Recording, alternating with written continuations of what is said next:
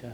Ed, first of all, congratulations on the new role. How do you feel your experience will help you here as GM of the Ticats? Thank you. I appreciate it. I think my experience as a general manager in the past and my understanding of not only personnel but league policies, all the different things that come with it, at this point, it's secondhand. I can rattle things off when we're in meetings. This isn't something that's too big for me. I believe that having the opportunity to be the general manager here is really something that excites me. It excites me with the people that I have the opportunity to work with, and the passion that the fan base have for this championship. I think we all share that same sentiment. We want the same thing, and I think from within the walls in here, we're going to work tirelessly for that. But with respect to what I bring and all those things, I mean, I can go on and talk about myself, but I'm not that type of person. I'm going to let the work speak for itself. What's the focus here in this next upcoming months? Well, obviously, we have to look at what our situation is with the entirety of the football operations staff. I think that's first and foremost. Getting those positions settled. Obviously, there's some other decisions that come down the line.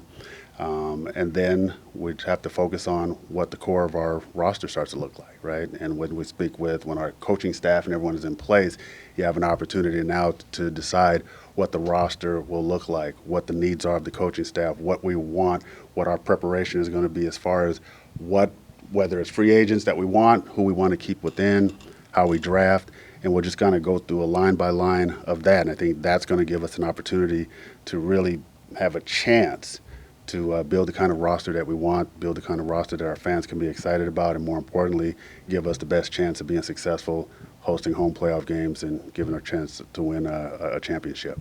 What is it about the Hamilton Tiger Cats that makes you want to stay here? I mean, I'm sure you've had conversations or had maybe opportunities to interview elsewhere. Why was this the right fit? Why is this team the right fit for you? Well, how much time do you have, right? Well, first and foremost, working with Orlando. Over the years, I've had a chance to really get to know him, and for those who don't know him, I mean, and people that know me know that I won't give people a lot of credit for being as genuine.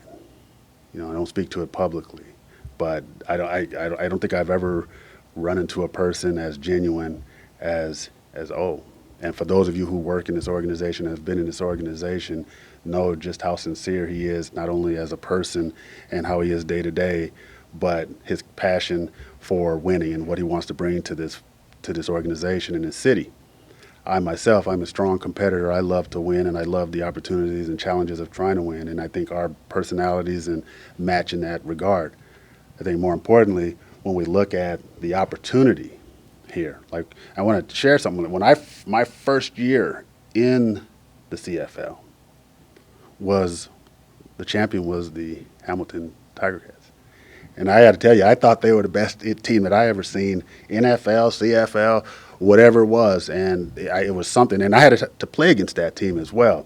And I really admired the physical toughness, the grit, not only of the players that were on the field, but coming into Ivor Wynn and all the things. And that, attracted me because it's like a blue-collar type deal.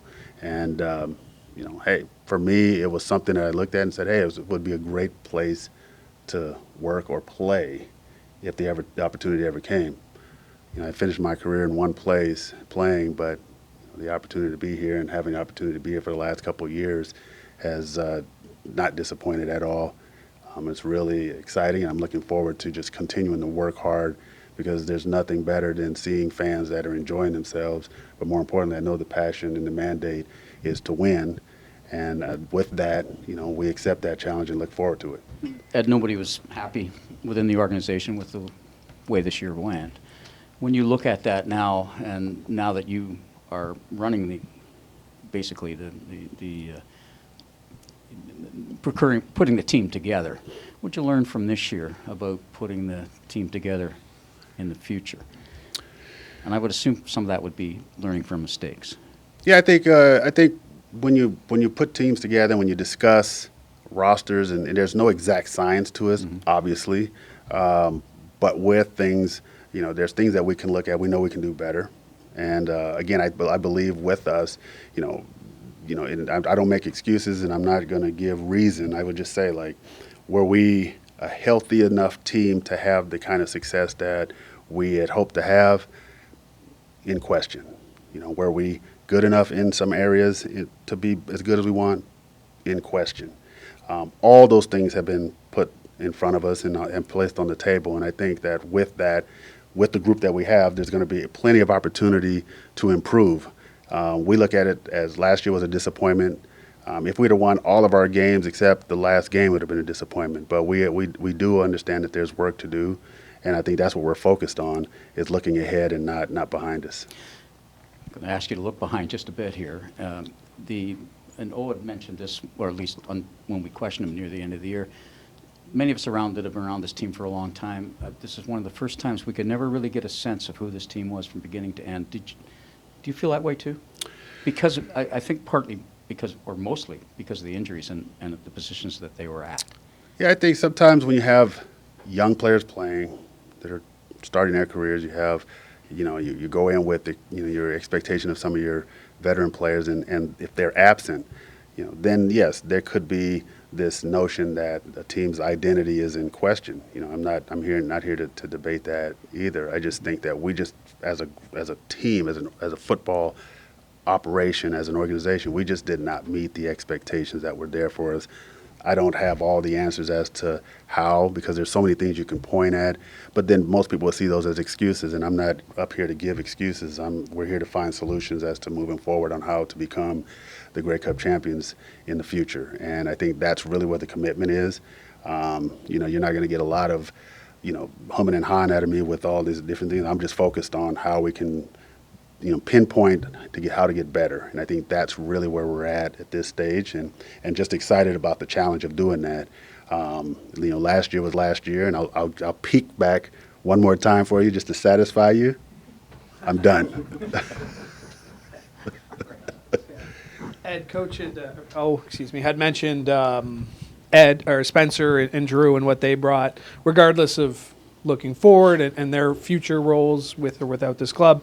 What have you taken away from working alongside them these last few years, and just the collaborative effort of the way things have been the last few years? I can tell you that I don't believe that I've worked with a more talented group, and I say that with all sincerity. The conversation I've had with Spencer and Drew, and I said to them, like, I didn't come here to angle for this. I didn't come here hoping to get this. I came here to work with good people, and I believe that I was able to do that. And in that time, I was able to foster even greater relationship and a better understanding of who they are as individuals. And the organization is very fortunate to have them. They care deeply about this organization, and they're excellent at what they do.